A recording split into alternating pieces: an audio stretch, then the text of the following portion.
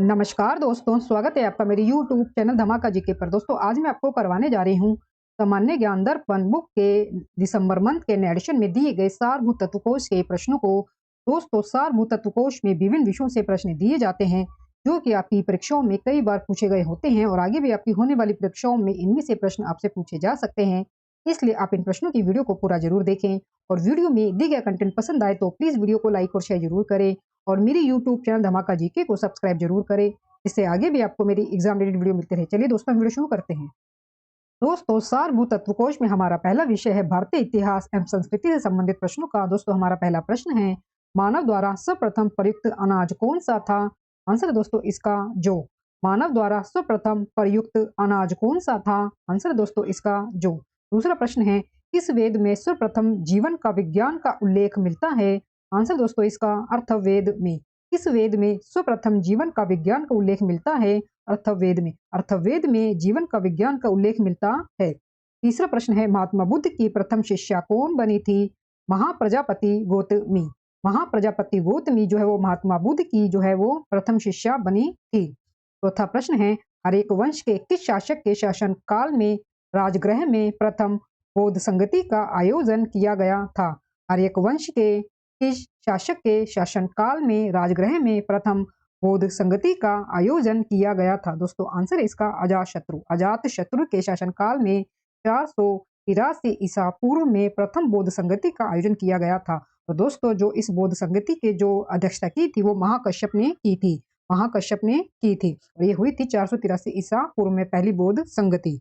और दोस्तों दूसरी जो हुई थी वो हुई थी राजा कालाशोक के शासन काल में और दोस्तों उसके अध्यक्ष थे सबा कामी दोस्तों उसके अध्यक्ष थे। आगे बढ़ते हैं दोस्तों पांचवें प्रश्न की तरफ। मौर्य वंश का अंतिम शासक कौन था? मौर्य वंश का अंतिम शासक कौन था? आंसर दोस्तों इसका वृहदत्त। मौर्य वंश का अंतिम शासक वृहदत्त था। छठा प्रश्न है दोस्तों, सांची के स्तूप की खोज सर्वप्रथम किसने की थी?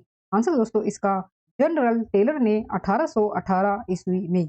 जनरल टेलर ने 1818 ईस्वी में सांची के स्तूप की खोज की थी। सातवां प्रश्न है, तेलुगु ग्रंथ अमुक्तमाल्यद की रचना किसने की थी? कृष्णदेवराय ने की थी। अमुक्तमाल्यद की रचना कृष्णदेवराय ने की थी।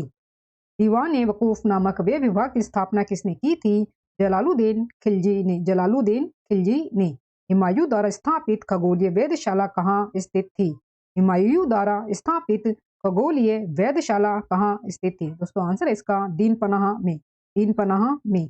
10वां प्रश्न है दोस्तों, किस सूफी संत को दक्षिण का कबीर कहा जाता है? किस सूफी संत को दक्षिण का कबीर कहा जाता है? आंसर दोस्तों इसका तुकाराम को। तुकाराम को। दोस्तों आगे हमारे पास विषय है राष्ट्रीय स्वतंत्रता आंदोलन से संबंधित प्रश्नों का। और दोस्तों राष्ट्रीय स्वतंत्रता आंदोलन में हमारे प्रश्न शुरू हो रहे हैं 11वें प्रश्न से। जफर बख्त खान ने 1857 के विद्रोह के दौरान किस स्थान पर विद्रोह का झंडा बुलंद किया था? आंसर दोस्तों इसका बरेली से। बरेली से। इस घटना के बाद गांधी जी ने असहयोग आंदोलन वापस ले लिया था।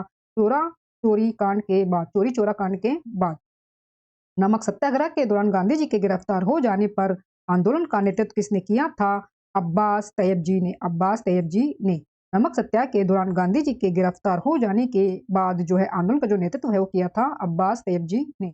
दोस्तों 14वां हमें प्रश्न दिया गया है, पब्लिक सेफ्टी बिल तथा ट्रेड डिस्प्यूट बिल के विरोध में भगत सिंह एवं बटुकेश्वर दत्त ने सेंट्रल लेजिस्लेटिव असेंबली में बम कब फेंका था? 8 अप्रैल 1929 को। 8 अप्रैल 1929 को। पब्लिक सेफ्टी बिल तथा ट्रेड डिस्प्यूट बिल के विरोध में भगत सिंह एवं बटुकेश्वर दत्त ने सेंट्रल लेजिस्लेटिव असेंबली में जो बम फेंका था वो 8 अप्रैल 1929 को फेंका था। किस क्रांतिकारी को बिना ताज का बादशाह कहा जाता है? सुरेंद्रनाथ बनर्जी को। सुरेंद्रनाथ बनर्जी को। किस क्रांतिकारी ने कहा था कि आलोचना और स्वतंत्र चिंतन एक क्रांतिकारी की दो विशेषताएं हैं? आंसर दोस्तों इसका भगत सिंह ने। भगत सिंह ने। किस क्रांतिकारी ने कहा था कि आलोचना और स्वतंत्र चिंतन एक क्रांतिकारी की दो विशेषताएं हैं? भगत सिंह ने। 7वां दोस्तों हमें प्रश्न दिया गया है, महात्मा गांधी के किस कृति की लेखन विधि संपादक और पाठक के बीच वार्तालाप है? महात्मा गांधी के किस कृति की लेखन विधि संपादक और पाठक के बीच वार्तालाप है? आंसर दोस्तों इसका हिंद स्वराज कृति की। हिंद स्वराज कृति की। 18वां प्रश्न है, बंकिम चंद्र चटर्जी ने अपने किस ग्रंथ में वंदे मातरम गीत की रचना की थी? आनंद मठ में। आनंद मठ में। 19वां प्रश्न है, बहिष्कृत भारत नामक ग्रंथ की रचना किसने की थी? डॉक्टर भीमराव अंबेडकर ने। डॉक्टर भीमराव अंबेडकर ने। 20वां दोस्तों प्रश्न है, दिल्ली दरबार 1911 ईस्वी का आयोजन किसके स्वागत के लिए किया गया था? ब्रिटेन के सम्राट जॉर्ज पंचम व रानी मैरी के। ब्रिटेन के सम्राट जॉर्ज पंचम व रानी मैरी के। दोस्तों आगे हमारे पास विषय भारतीय राज्य व्यवस्था एवं संविधान से संबंधित प्रश्नों का दोस्तों हमारे 21वां प्रश्न है, भारतीय संविधान सभा का गठन कब किया गया था?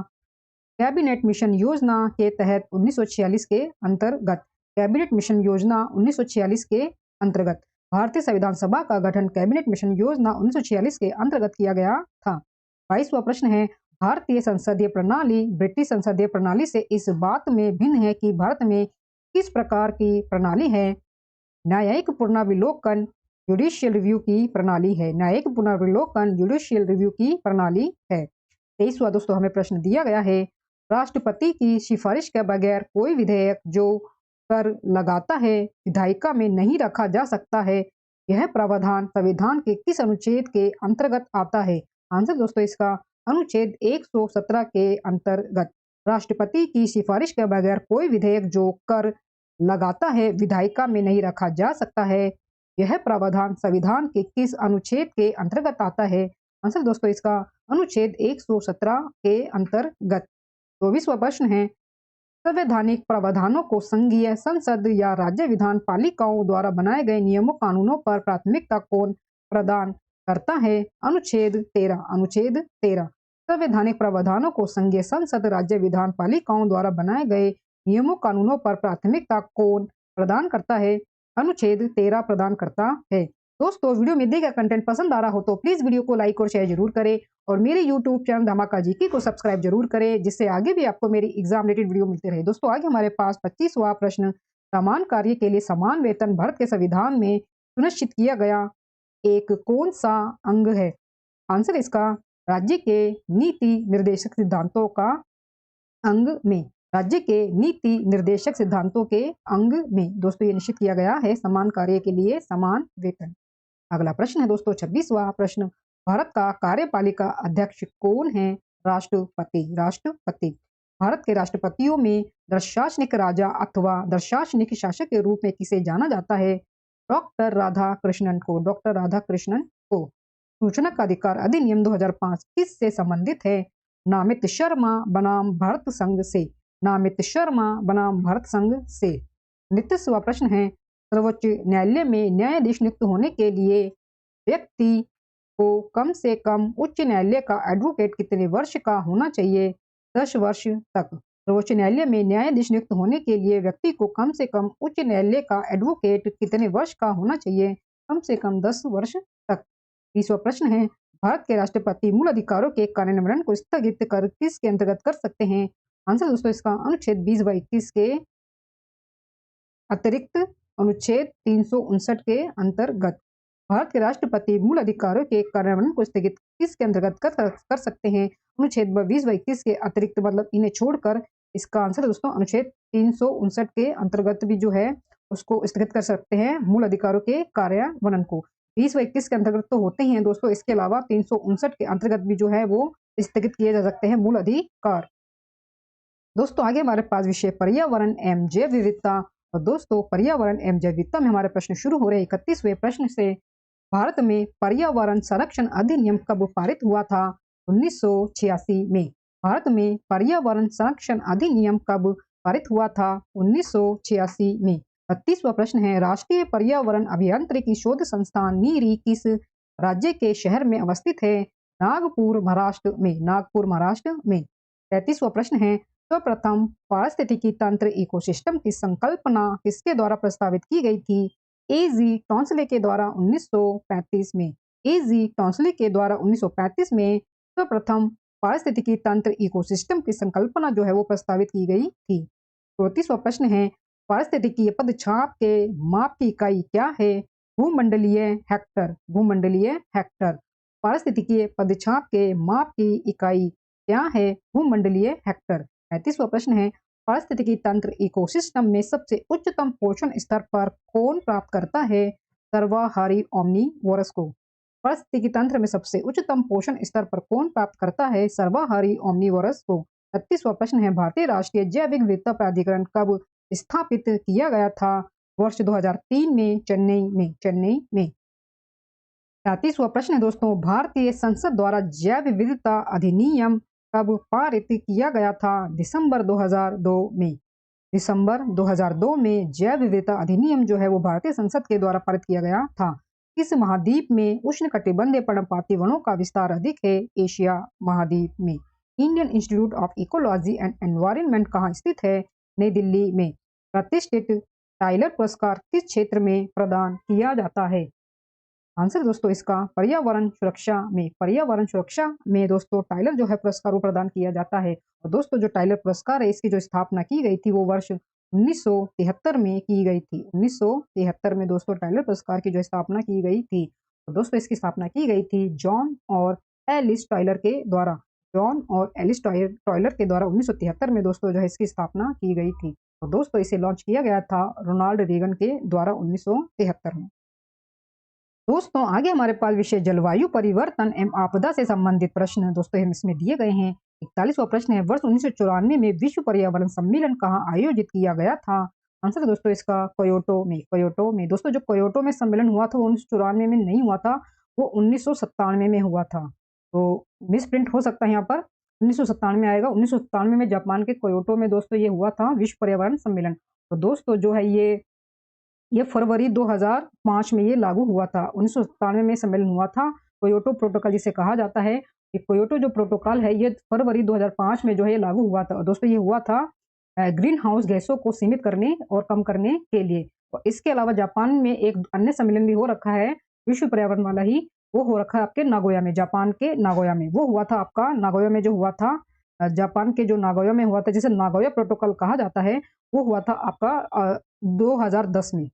वर्ष 2010 में, अक्टूबर 2010 में दोस्तों ये हुआ था। और अक्टूबर 2010 में दोस्तों ये हुआ था और ये अक्टूबर 2014 में लागू किया गया था नागोया प्रोटोकॉल। ये क्योटो प्रोटोकॉल हुआ था 1997 में, ये लागू हुआ था 2005 में। तो हो सकता है यहाँ पर मिसप्रिंट हो गया हो, 1997 में आना चाहिए, जो कि क्योटो प्रोटोकॉल जिसे कहा जाता है। विश्व पर्यावरण सम्मेलन हुआ था आपका जापान के क्योटो में 1997 में।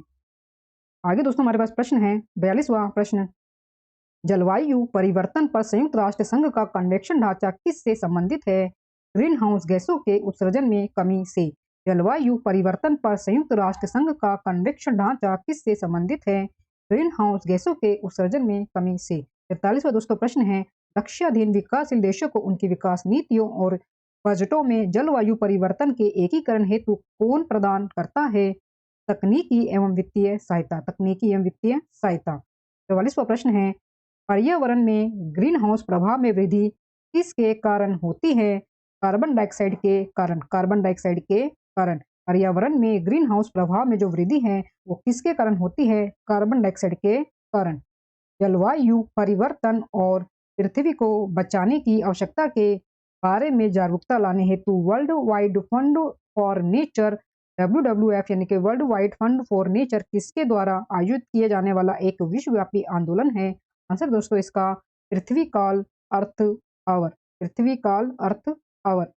जापान के क्योटो शहर में हुए UNFCCC के तीसरे सम्मेलन में क्योटो प्रोटोकॉल को कब स्वीकार किया गया था?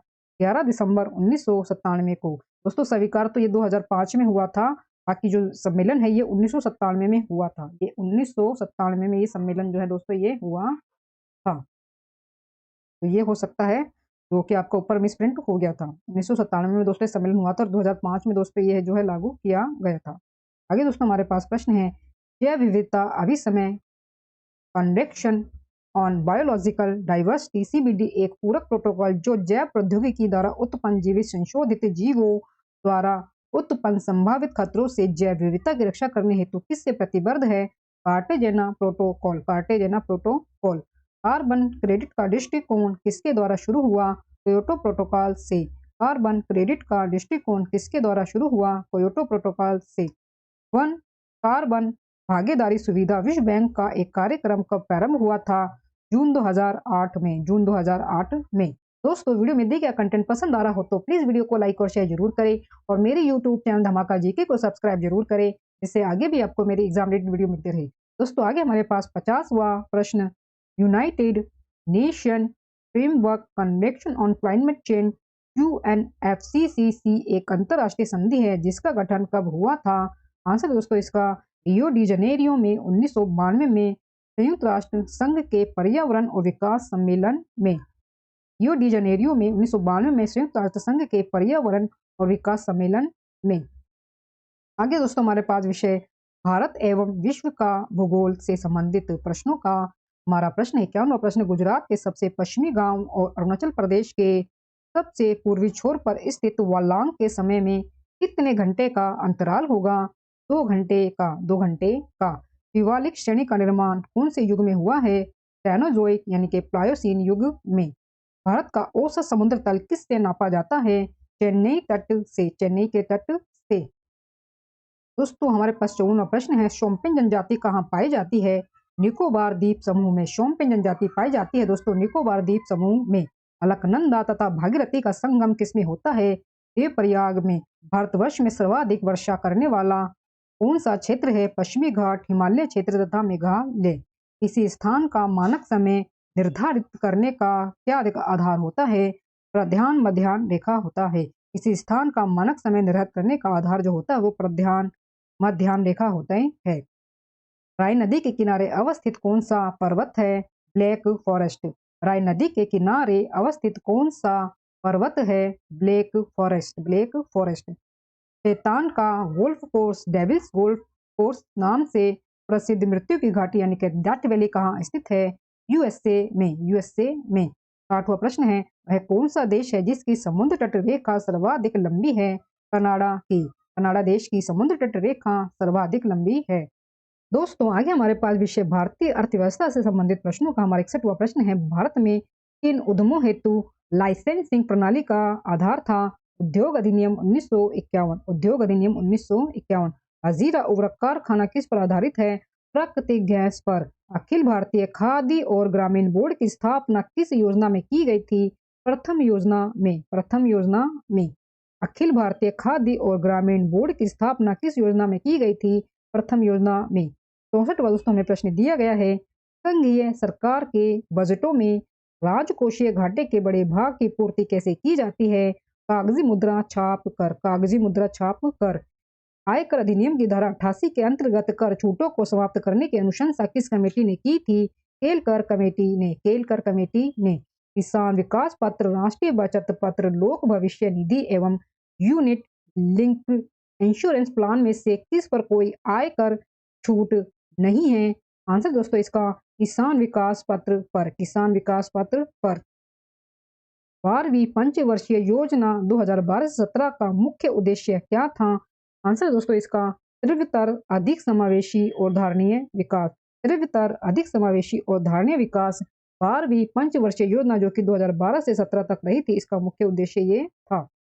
68वां दोस्तों हमारे पास प्रश्न है, 68 प्रश्न, केंद्रीय बैंक के रूप में reserve bank of India RBI की स्थापना की संस्तुति किसके द्वारा की गई थी? हिल्टन यंग आयोग के द्वारा। हिल्टन यंग आयोग के द्वारा जो है वो RBI की जो है वो सिफारिश की गई थी, संस्तुति की गई थी। क्षेत्रीय ग्रामीण बैंक में केंद्र सरकार, राज्य सरकार तथा प्रवर्तक बैंक की भागीदारी का अनुपात क्या होता है? आंसर दोस्तों इसका केंद्र सरकार की 50, राज्य सरकार की 15 तथा जो प्रवर्तक बैंक है उसकी 35 होती है। 35% होती है। 70वां प्रश्न है, SS तारापोर समिति किससे संबंधित है? पूंजीगत खाते की परिवर्तनशीलता से। पूंजीगत खाते की परिवर्तनशीलता से। दोस्तों आगे हमारे पास विषय सामान्य विज्ञान एवं तकनीकी से संबंधित प्रश्न इसमें दिए गए हैं। हमारे पास 71वां प्रश्न है, चंद्रयान 3 के प्रोजेक्ट डायरेक्टर कौन है? आंसर इसका P वीर मुथुवेल। P वीर मुथुवेल। किसी लिफ्ट में बैठे हुए व्यक्ति को अपना भार अधिक मालूम कब पड़ेगा? जब लिफ्ट त्वरित गति में ऊपर जा रही हो। जब लिफ्ट त्वरित गति में ऊपर जा रही हो। प्रकाश संश्लेषण की क्रिया किसके द्वारा संपादित होती है? प्रकाश से रासायनिक ऊर्जा में रूपांतरण के द्वारा। प्रकाश से रासायनिक ऊर्जा में रूपांतरण के द्वारा। अगला प्रश्न है 74वां प्रश्न, खतरों के संकेतों के लिए लाल प्रकाश का प्रयोग क्यों किया जाता है?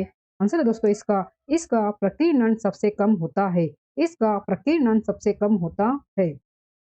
75वां प्रश्न है, सेंटीग्रेड एवं फ़ारेनहाइट तापक्रम किस पर समान रहते हैं? आंसर दोस्तों इसका 40 डिग्री पर, -40 होगा दोस्तों, ये -40 डिग्री पर दोस्तों ये दोनों समान रहते हैं, सेंटीग्रेड एवं फ़ारेनहाइट जो तापक्रम है। 73वां प्रश्न है, तेज हवा वाली रात्रि में ओस क्यों नहीं बनती है? वाष्पीकरण की दर तेज होती है। वाष्पीकरण की दर तेज होती है। मिट्टी के घड़े में जल किसके कारण ठंडा रहता है? वाष्पीकरण के कारण। वाष्पीकरण के कारण। राष्ट्रीय भौतिकी प्रयोगशाला कहाँ स्थित है? नई दिल्ली में। Indian institute of naturopathy and yogic science कहाँ स्थित है? बेंगलुरु कर्नाटक में। बेंगलुरु कर्नाटक में Indian institute of naturopathy and yogic science जो है वो स्थित है। दोस्तों वीडियो में दिए गए कंटेंट पसंद आ रहा हो तो प्लीज वीडियो को लाइक और शेयर जरूर करें और मेरे यूट्यूब चैनल धमाका जीके को सब्सक्राइब जरूर करें, जिससे आगे भी आपको मेरी एग्जाम रिलेटेड वीडियो मिलते रहे। दोस्तों आगे हमारे पास 80वां प्रश्न, मैं आकाशगंगा का नागरिक हूँ, उक्त कथन का श्रेय किसे दिया जाता है? मैं आकाशगंगा का नागरिक हूँ, उक्त कथन का श्रेय किसे दिया जाता है? तो दोस्तों आंसर है इसका कल्पना चावला को। दोस्तों कल्पना चावला ने जो है ये कथन जो कहा था, ये पंक्तियां जो है कही थी, ये वाक्य कहा था, मैं आकाशगंगा का नागरिक हूँ। दोस्तों आगे हमारे पास विषय बाल विकास एवं शिक्षा शास्त्र से संबंधित प्रश्नों का हमारे पास इसमें पहला प्रश्न है विषय में, हंटर आयोग किससे संबंधित है? हंटर आयोग प्राथमिक शिक्षा से संबंधित है। 81वां दोस्तों प्रश्न है, हंटर आयोग किससे संबंधित है? हंटर आयोग प्राथमिक शिक्षा से संबंधित है। ऑपरेशन ब्लैक बोर्ड योजना कब लागू की गई है? ऑपरेशन ब्लैक बोर्ड योजना राष्ट्रीय शिक्षा नीति वर्ष 1986 की कार्य योजना में लागू की गई थी। कौन सी अवस्था जीवन की सबसे महत्वपूर्ण अवस्था है? शैशव अवस्था जीवन की सबसे महत्वपूर्ण अवस्था है। शिशु की मांसपेशी का भार उसके शरीर के भार का कितना होता है? शिशु की मांसपेशी का भार उसके शरीर के कुल भार का कितना होता है? दोस्तों आंसर है शिशु की मांसपेशी का भार के कुल भार का 23% होता है। शिशु की मांसपेशी का भार उसके शरीर के कुल भार का कितना होता है? तो दोस्तों आंसर है इसका, शिशु की मांसपेशी का भार के कुल भार का 23% होता है। बाल्यावस्था के किन वर्षों में शारीरिक विकास तीव्र गति से होता है? बाल्यावस्था के प्रथम 3 वर्षों में 6 से 9 वर्ष तक। बालक एवं बालिका की लंबाई किस आयु तक बढ़ती है? बालक एवं बालिका की लंबाई किस आयु तक बढ़ती है? बालक की लंबाई 18 वर्ष की आयु तथा बालिका की लंबाई 16 वर्ष की आयु तक। बालिका की लंबाई जो बढ़ती है वो केवल 16 वर्ष की आयु तक ही बढ़ पाती है। ये भी आप जरूर याद रखें। मानव शरीर किसका योग होता है? कोशिकाओं का। समाकलित बाल विकास सेवाएं कब प्रारंभ की गई थी? 1975 में। रामकृष्ण मिशन की स्थापना किसके द्वारा की गई थी? स्वामी विवेकानंद के द्वारा 1 मई 1897 को। रामकृष्ण मिशन की स्थापना किसके द्वारा की गई थी? स्वामी विवेकानंद के द्वारा 1 मई 1897 को। गांधी जी के अनुसार सामाजिक, आर्थिक एवं नैतिक प्रगति का आधार क्या है? शिक्षा। गांधी जी के अनुसार सामाजिक, आर्थिक एवं नैतिक प्रगति का आधार क्या है? शिक्षा। दोस्तों आगे हमारे पास विषय कृषि से संबंधित प्रश्नों का। दोस्तों कृषि में हमारा प्रश्न है 91वें प्रश्न, नई सुधारी गई ऊसर में हरी खाद के लिए कौन सी उपयुक्त फसल है? आंसर दोस्तों इसका ढैंचा। नई सुधारी गई ऊसर में हरी खाद के लिए कौन सी उपयुक्त फसल है? ढैंचा। मिश्रित खेती की प्रमुख विशेषता क्या है? पशुपालन, शस्य उत्पादन को एक साथ करना। सदाबहार क्रांति भारत में कृषि उत्पादन बढ़ाने के लिए किसके द्वारा प्रयोग में लाई गई? एम.एस. स्वामीनाथन के द्वारा। एम.एस. स्वामीनाथन के द्वारा। भारत का शक्कर का प्याला किस राज्य को कहा जाता है? दोस्तों आंसर है इसका उत्तर प्रदेश को। भारत का शक्कर का प्याला किस राज्य को कहते हैं? उत्तर प्रदेश को। उत्तर प्रदेश को। 1903 में भारतवर्ष के प्रथम चीनी मिल कहाँ स्थापित की गई थी? प्रतापपुर देवरिया में।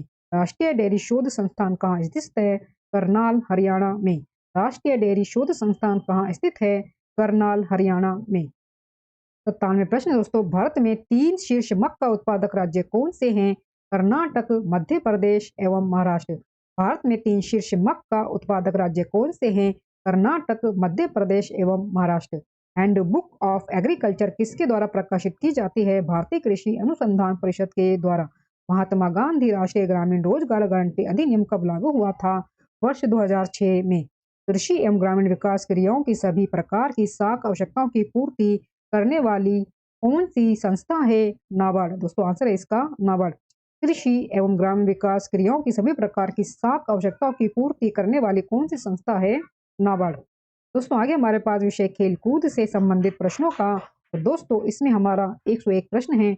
T20 विश्व कप के पहले संस्करण का आयोजन कहाँ हुआ था? दक्षिण अफ्रीका में वर्ष 2007 में। वर्ष 2007 में। प्रसिद्ध फुटबॉल खिलाड़ी लियोनेल मेसी का संबंध किससे है? अर्जेंटीना से। अर्जेंटीना देश से। मार्च लाइन शब्द किस खेल से संबंधित है? कबड्डी से। मार्च लाइन शब्द किस खेल से संबंधित है? कबड्डी से। शतरंज खेल के चेस बोर्ड में कितने खाने बने होते हैं? 64। कबड्डी खेल के एक पक्ष में खिलाड़ियों की संख्या कितनी होती है? 7। कबड्डी खेल के एक पक्ष में खिलाड़ियों की संख्या कितनी होती है? 7। दोस्तों वीडियो में दिया कंटेंट पसंद आ रहा हो तो प्लीज वीडियो को लाइक और शेयर जरूर करें और मेरे यूट्यूब चैनल धमाका जीके को सब्सक्राइब जरूर करें, इससे आगे भी आपको मेरे एग्जाम रिलेटेड वीडियो मिलते रहे। दोस्तों आगे हमारे पास प्रश्न 106 प्रश्न। प्रथम क्रिकेट विश्व कप किसने जीता था? वेस्ट इंडीज ने। वेस्ट इंडीज ने। भारतीय ओलंपिक संघ की स्थापना कब हुई थी? 1927 में। 1927 में। भारतीय ओलंपिक संघ की स्थापना कब हुई थी? 1927 में। ओलंपिक में फील्ड एंड ट्रैक में गोल्ड जीतने वाले पहले भारतीय खिलाड़ी कौन हैं? नीरज चोपड़ा। जैवलिन थ्रो सर्पदा में। ओलंपिक में फील्ड एंड ट्रैक में गोल्ड मेडल जीतने वाले पहले भारतीय खिलाड़ी कौन हैं? नीरज चोपड़ा। जैवलिन थ्रो में। हॉकी की सर्वोच्च संस्था इंटरनेशनल हॉकी फेडरेशन का मुख्यालय कहाँ है? लुसाने स्विट्जरलैंड में। लुसाने स्विट्जरलैंड में। 110 प्रश्न है। पहला द्रोणाचार्य खिताब सन 1985 में किसे दिया गया था? रेसलिंग कोच भालचंद भास्कर भागवत को। रेसलिंग कोच भालचंद भास्कर भागवत को। दोस्तों आगे हमारे पास विषय कंप्यूटर ज्ञान से संबंधित प्रश्नों का 111वां प्रश्न है। 10 लाख बाइट्स लगभग कितनी होती है? 1 मेगाबाइट के। इंडेक्स होल किससे संबंधित है? फ्लॉपी डिस्क से। कंप्यूटर में पासवर्ड किससे सुरक्षा करता है? तंत्र के अनाधिकृत अभिगमन से। तंत्र के अनाधिकृत अभिगमन से। ऐसी युक्ति जो आंकड़ों को आवेगों में परिवर्तित करती है तथा उन्हें टर्मिनल से कंप्यूटर को और कंप्यूटर से टर्मिनल को टेलीफोन लाइनों पर संप्रेषित करती है, वह क्या है? दोस्तों आंसर इसका मॉडेम। आंसर दोस्तों इसका मॉडेम। हार्ड डिस्क का वह कौन सा स्थान जहां पर डोज की बूटिंग फाइल लिखी हुई होती है? आंसर दोस्तों इसका boot sector. Integrated circuit chip का विकास किसने किया है? जे.एस. किल्बी ने। जे.एस. किल्बी ने। कॉमन बिजनेस ओरिएंटेड लैंग्वेज का संक्षिप्त रूप क्या है? दोस्तों आंसर इसका कोबोल। आंसर दोस्तों इसका कोबोल। एनालॉग कंप्यूटर और डिजिटल कंप्यूटर का संयुक्त रूप क्या कहलाता है? Hybrid computer. Hybrid computer. Analogue computer और डिजिटल कंप्यूटर का संयुक्त रूप क्या कहलाता है? Hybrid computer. और 119वां प्रश्न है। भारत का प्रथम सुपर कंप्यूटर परम वर्ष 1991 में किसके द्वारा विकसित किया गया था? सीडेक के द्वारा। सीडेक के द्वारा। भारत का प्रथम सुपर कंप्यूटर परम वर्ष 1991 में किसके द्वारा विकसित किया गया था? सीडेक के द्वारा। सीडेक के द्वारा। दोस्तों 120वां प्रश्न है। जब कंप्यूटर में किसी डॉक्यूमेंट पर कार्य करते हैं तो वह डॉक्यूमेंट अस्थायी रूप से किस में स्टोर किया जाता है? तो आंसर है इसका रैम में। जब कंप्यूटर में किसी डॉक्यूमेंट पर कार्य करते हैं तो वह डॉक्यूमेंट अस्थायी रूप से किस में स्टोर किया जाता है? रैम में। दोस्तों आगे हमारे पास विषय विविध। तो दोस्तों विविध में हमारे प्रश्न है 121वें प्रश्न से। अंतरिक्ष में पहुंचने वाला प्रथम भारतीय कौन था? राकेश शर्मा। अंतरिक्ष में पहुंचने वाला प्रथम भारतीय कौन था? राकेश शर्मा। एशिया का पहला निर्यात प्रसंस्करण क्षेत्र वर्ष 1965 में कहाँ स्थापित किया गया था? आंसर दोस्तों इसका कांडला गुजरात में। कांडला गुजरात में। एशिया का पहला निर्यात प्रसंस्करण क्षेत्र वर्ष 1965 में कहाँ स्थापित किया गया था? कांडला गुजरात में। कागज से कैनवास पुस्तक की रचनाकार कौन है? अमृता प्रीतम। अमृता प्रीतम। संसदीय व्यवहार में शून्य का दखल भारत में कब से प्रारंभ हुआ था? वर्ष 1962 से। संसदीय व्यवहार में शून्यकाल का दखल भारत में कब से प्रारंभ हुआ था? वर्ष 1962 से। 10वें वैश्विक आतंकवाद सूचकांक रिपोर्ट के अनुसार भारत किस स्थान पर है? 13वें स्थान पर।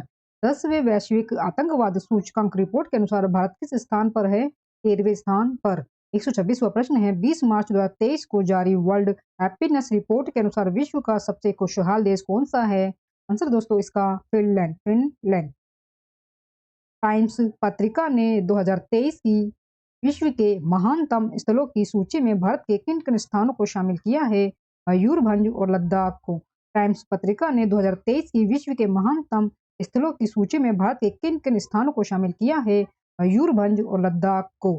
भारतीय रेलवे ने एक भारत श्रेष्ठ भारत योजना के तहत गुजरात में कौन सी टूरिस्ट ट्रेन शुरू की है? गरवी गुजरात। गरवी गुजरात। भारतीय रेलवे ने एक भारत श्रेष्ठ भारत योजना के तहत गुजरात में कौन सी टूरिस्ट ट्रेन शुरू की है? दोस्तों आंसर है इसका गरवी गुजरात। 129वां दोस्तों प्रश्न है वह कौन सा देश है जिसने कृत्रिम उपग्रह का अंतरिक्ष में सर्वप्रथम प्रक्षेपण किया था? रूस ने। वह कौन सा देश है जिसने कृत्रिम उपग्रह का अंतरिक्ष में सर्वप्रथम प्रक्षेपण किया था? रूस ने। और दोस्तों ये हमारा अंतिम प्रश्न है 130वां प्रश्न।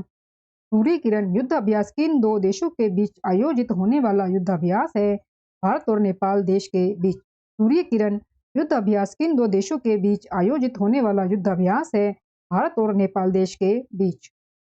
दोस्तों इसी अंतिम प्रश्न के साथ सामान्य ज्ञान दर्पण बुक के दिसंबर मंथ के नए एडिशन में दिए गए सारभूत तत्व कोर्स के सभी प्रश्न हमारे पूरे होते हैं।